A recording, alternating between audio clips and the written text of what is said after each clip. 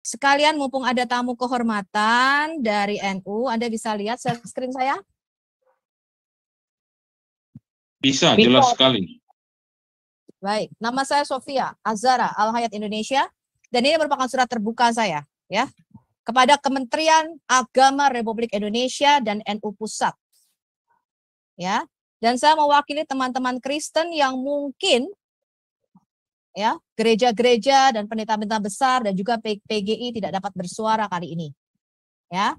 Saya akan mengumumkan satu pendapat saya, mumpung ada wakil NU di sini.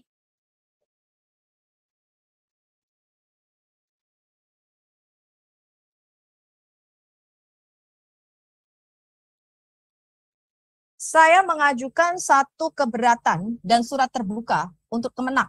Anda bisa lihat share screen saya? Bisa, jelas sekali. Ini adalah Quran Kemenak. Ya, Anda lihat quran.kemenak.go.id. Kita lihat betapa Kemenak ini mengambil penafsiran. Ini yang saya bacakan adalah surah 7 ayat 157. Melakukan penafsiran agama orang lain, termasuk mengambil ayat-ayat daripada Alkitab kami. Ini Anda bisa lihat ini. Menafsirkan surat 7 ayat 157, mengambil dari kitab Taurat kami. Anda bisa lihat Kejadian 21, Ulangan, ya. Kitab Injil katanya karangan manusia diambil. Harusnya diambil dari Injil Isa, yang asli, yang diturunkan Allah kepada baby Isa. Jangan ngambil dari Injil kami, ini yang karangan manusia nih. Bisa dilihat teman-teman? Bisa. Iya. Nggak boleh ya mengambil tafsir dari kitab ayat orang lain. Dan saya tunjukkan sama Anda ini. Ini ngambil dari kitab Kejadian. Ya. Terus yang lebih parah, ini saya perlihatkan sama Anda, ini kitab Ulangan dia ambil. Ini dari kitab Yohanes dia ambil. Ya. Bukan hanya mengambil dan menafsirkan, tapi juga merubah ayat-ayat Alkitab kami. Ini saya perlihatkan ya. Sama Anda.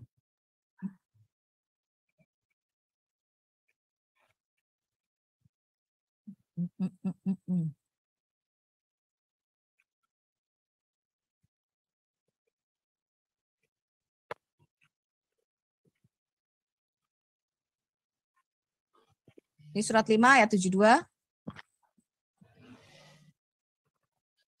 Markus diambil juga. Ini kan karangan manusia nih Injilnya. Jangan dong. Ya, jangan diambil dari kitab Matius, Markus, jangan dong. Ini kan Injil karangan manusia. Ya, saya harap Kemenak ya, dari Lukas, Yohanes, wah lengkap loh ini. Matius diambil, Markus, Lukas, Yohanes, teman-teman. Ini Quran 5 ayat 72. Sekarang kita lihat Quran 4, surah 4 ayat 157. Bahkan membuat cerita Yudas Iskariot diserupakan dengan Isa Al-Masih katanya. Jadi ini menafsirkan dan mengambil, dan yang paling parah saya perlihatkan ya, harusnya ada ini sebentar ya.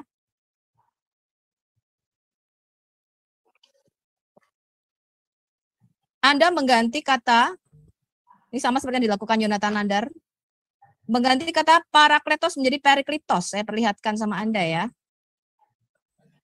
Mana ya, kemarin saya sudah catat. Nah ini teman-teman. Anda lihat ini. Saya perbesar loh ini. Ya, saya rasa Zoom sudah penuh ya. Yang lain nggak bisa masuk lagi. Anda lihat ini. Jadi ini sudah pemfitnahan dan memalsukan ayat Alkitab kami. Di dalam manuskrip Alkitab tidak ada kata periklitos. Apalagi diartikan dengan Ahmad. Nggak boleh ya lakukan ini. Saya sudah mengatakan barang siapa menabur angin, dia akan menuai badai. Ya, selama Anda melakukan itu, kita juga akan melakukan hal yang sama.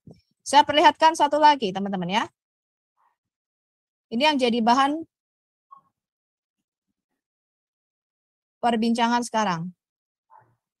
Anda lihat screen saya?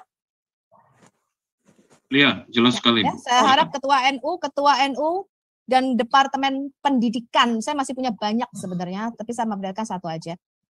Ini adalah PPKN yang sekarang jadi trending topik. Ya, ini adalah halaman 88-89. Ya, saya perlihatkan kalau Anda nggak percaya. Ya, sampul depannya.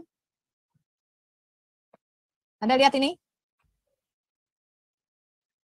Pendidikan Pancasila dan Kewarganegaraan. SMP kelas berapa ini? 7. Kelas 7. Ini tahun 2021 ya. Zaim Ukrowi dan Ruslinawati.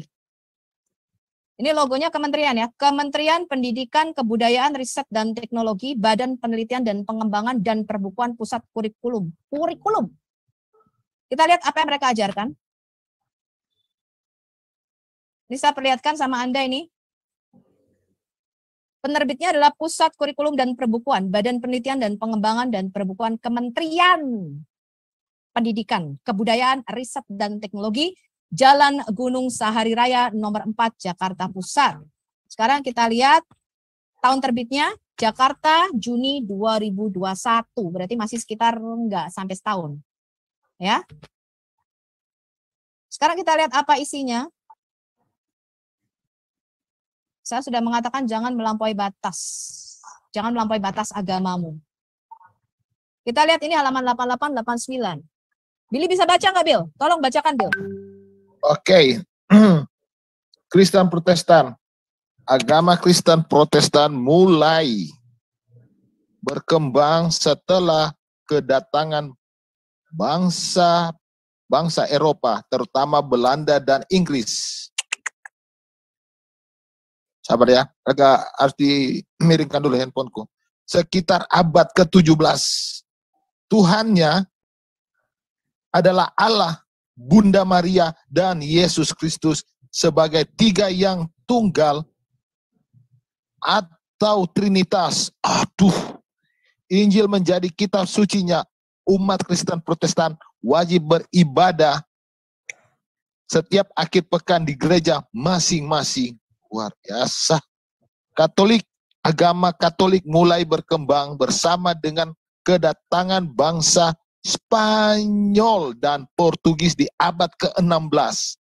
Tuhannya sama dengan Kristen Protestan, yakni Trinitas Allah, Bunda Maria, dan Yesus Kristus. Kitab suci. Mohon maaf. Ini kapan mulainya nih kalau ini? Ini acaranya apa sih sebenarnya? Peribadatan tersendiri berbeda dengan Protestan. Umumnya Katolik wajib beribadah setiap akhir pekan di gereja Katolik. Yes, hidup toleransi.